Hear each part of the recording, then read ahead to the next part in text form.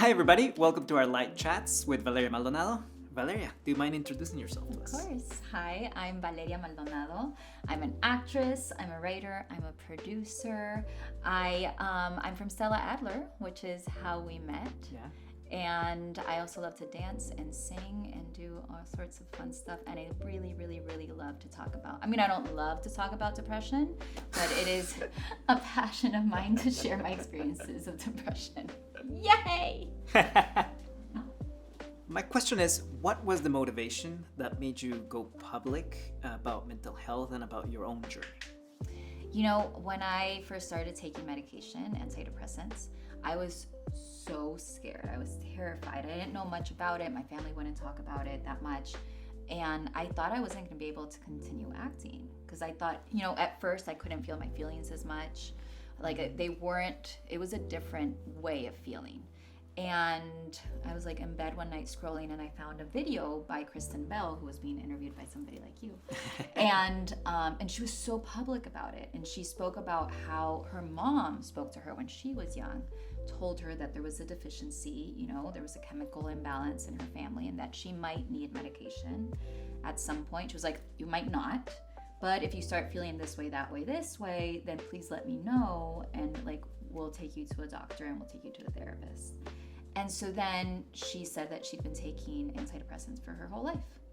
And that for me was huge because I saw like a successful actress that had a career that I would love, you know, like that has comedy and has a relationship and kids and has a beautiful life.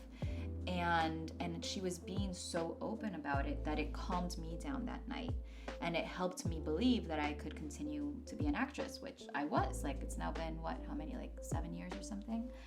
So that's why. Because that little, 3-minute clip changed how I felt. So I thought if I can do 3-minute clips that, who knows, somebody that doesn't have access for some reason to Kristen Bell, stumbles upon mine and that can give them peace and that can give them hope, then that's why I want to be open about it. Plus, there's always a chance that somebody shares your thing to somebody, that doesn't know you or Kristen Bell. So then the net is like wide-reaching. Actually, I remember that I did share Kristen Bell's video, I think back then, maybe later. It was probably later when I was like more comfortable. And people reached out to me. People were like, Male, like, do you have depression? Because I have it and I've been trying this and I've been trying that. What have you tried?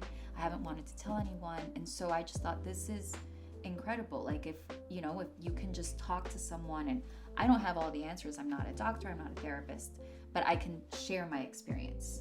And I can be like, have you done this? Have you done that? Have you spoken to this person? And we really can impact so many people.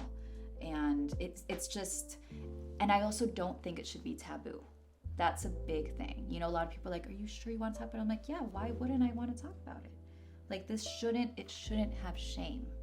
Especially so many of us go through it, that there should be no shame. Yeah, or feel dangerous. Feel dangerous. Yeah. And of course, like each person's story is delicate. And again, like I think there's a balance between talking about things and thinking that you can cure somebody else. That's not your role. Your role is to share what you've gone through and to like let them know that they're safe, but guide them to get the help that they need. And then can you tell us a little bit about that initial journey with the antidepressants, those first weeks, when you felt, okay, this is working, this is clicking? Yes, it's because I'd only taken Advil before in my life. My whole family was like homeopathic medicine. For me, the effects were really fast, which is it's strange. Yeah. They had told me it was going to take, I think, at least 3 weeks to feel anything, and then 3 months to have like the full effect. On day 3, I was like, oh my God, like what is happening? Because again, I had like no tolerance. I also don't do drugs. So I was just like, but to a point where it was so fast for me that it actually started, in my case, to kind of take me higher than it's supposed to. And thankfully, I have my doctor. Back then I had another doctor, but both my doctors have been in Mexico. And something amazing about doctors in Mexico is that you can text them at whatever time and they will respond to you, which was incredible. So I was like, hi, I started having trouble sleeping. I'm having trouble sleeping. It's probably why I was looking at Kristen Bell. And, you know, she was like, oh, okay, so we need to modify. And something that's been huge for me has been all these years, I've modified all the time. It hasn't been like one dose and then that's it. There's been long periods of time where there has been, but stuff in life happens. Sometimes I'm on such an adrenaline rush, like right now when my movie was premiering, that I need less medication. Sometimes I'm going through something really difficult, like when my mom died, then I needed more. So that's another thing, like it's an ebb and flow. And finding a doctor that you can communicate with and that takes you seriously, that isn't like, oh yeah, no, you're fine. That's been huge for me. So I got lucky that the 2 doctors that I've had have been incredible. And I know that sometimes here that's harder to find. But anytime I have a friend that's really going through depression and I can see that, you know, they're losing hope. I'm always like, have you spoken to your doctor? And they're like, yeah, a couple months ago. I'm like, no. Like, and if you don't have a doctor that's paying attention, then find one that does pay attention. Yeah. Art has been a big part of your life. So I'm curious to know if there's a specific piece of art or media in general that you recommend everyone engage with. Absolutely. It's called The Three Sisters. No, I'm serious. I made a movie that has my heart and soul in it. And it was a very healing movie for me to make, but not just for myself and not just I have 2 writing partners and actresses. It's a movie that's about forgiveness, and it is about 3 sisters that have to go on this pilgrimage, and they have to find each other again, and they have to make peace with themselves and with their origin, where they come from. And making this movie, writing it, producing it, acting in it has been healing for me. But when the movie came out and we got to see what it was for the audiences, it's been so beautiful. So that's why I can recommend it without my ego involved, because we've had like 70-year-old men crying in the theater, being so moved, and you know, little friends, teenage friends, and all sorts of people. So, and it's so fun. For me, I always say that I love comedy with heart, because this, I think Peter Brook would say this, I might be wrong, but he would say that with comedy, you make the audience open up their mouth real big and they go, ah ha ha ha. And he's like, and when the mouth is open, you put in the truth. And I think we did that with our movie. We make you laugh and then we put in the truth. And that's when it becomes healing.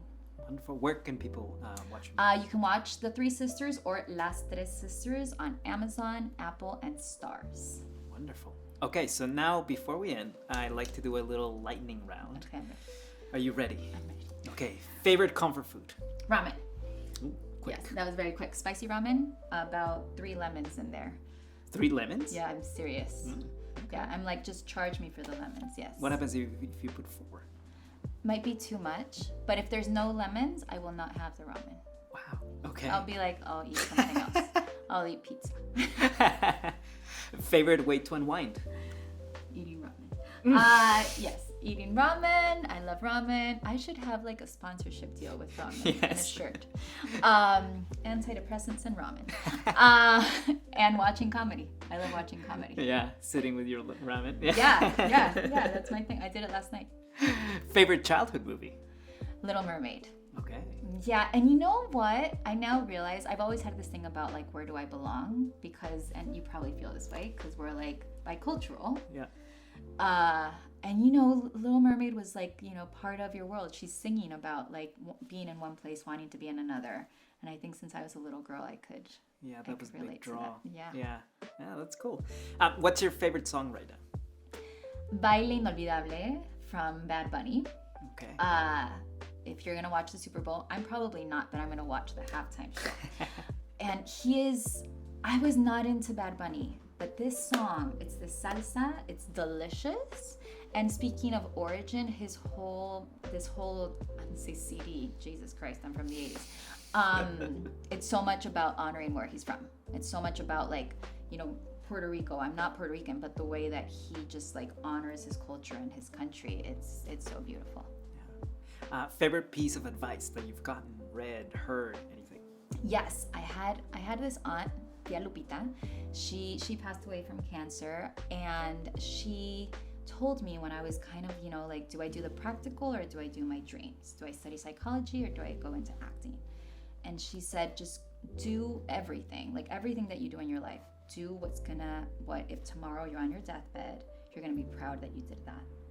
And, don't regret, don't miss having done something. And that made me go into acting. And she told me, and if you don't like it, you stop and you change. She changed her profession 3 times in her life, and she was super successful in everything that she did. And so she was just like, if it's not authentic to you, you change. So I like that. Do you know which 3 she changed to? Yeah. She started studying piano. We have a piano right here. She was, in the escuela of the school of music. And then she ended up going into dance, but administrative. Like, she was the director of the dance school, National Dance School in Mexico. And that's like, lots of like responsibility and stuff. And then she quit all of that and discovered this like new way of meditating that she liked with music. She called it music therapy. So that was kind of like bringing in, like what she originally did. And yeah, maybe the last I want to say the last 20 years of her life, she was a super successful meditation teacher. She had like this huge community, did really well, loved her life, and yeah. And our last question is, if hope had a color, what color would it be? White. Yeah. Nice. White for me it's the beginning. Sometimes for me, when I don't have hope, it feels like it's the end. And white feels like it opens and it's the beginning, and there's light and there's purity, but there's like all possibilities. Lovely. Valeria, thank you so much for being here. Thank you for the interview.